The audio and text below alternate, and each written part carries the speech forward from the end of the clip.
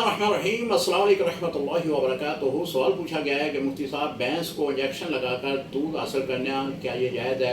जी मोहतरम, जायज़ है। अगर भैंस दूध नहीं दे रही, इंजेक्शन के ज़रिए हासिल करते हैं तो शरई तौर पर कोई ममानियत नहीं है, जायज़ है। लेकिन ये दूध जो है ये मुज़र सेहत है। तिब्बा हज़रात ने इस बार जो तस्दीक की है वो यही है कि ये मुज़र सेहत है। एक डॉक्टर साहब हमारे दारुल इफ्ता में तशरीफ़ लाए थे, बड़ी तफसील से उनसे मुलाकात हुई। उन्होंने इस बात की वजाहत बयान की कि हमारे मुल्क में चील जो है वो बड़ी तादाद में हुआ करती थी। जो कभी कभार कोई जानवर मर जाता तो बड़ी तादाद में वहाँ पे आकर वो मुर्दार को खाती थी। उन्होंने कहा कि मुफ्ती साहब आजकल वो चीलें आपने देखी हैं, कहीं नज़र नहीं आ रही। मैंने कहा ऐसा ही है।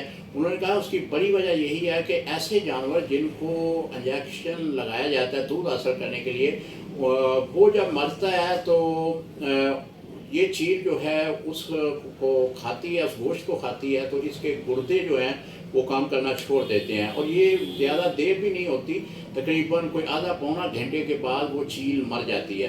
तो इतना जहर उसके गोश्त में आ चुका होता है कि एक परिंदा जो है उसका गोश्त खाने से मर जाता है। तो जो दूध हासिल किया जाता है तो वो तो मुज़र सेहत होगा। लिहाजा जो सवाल आपने पूछा है वो यही है कि इंजेक्शन लगाने में शरीक तौर पर कोई मज़ायका नहीं है, लेकिन दूध हासिल जो होगा वो मुज़र सेहत है। अस्सलाम वालेकुम रहमतुल्लाहि व बरकातुहू।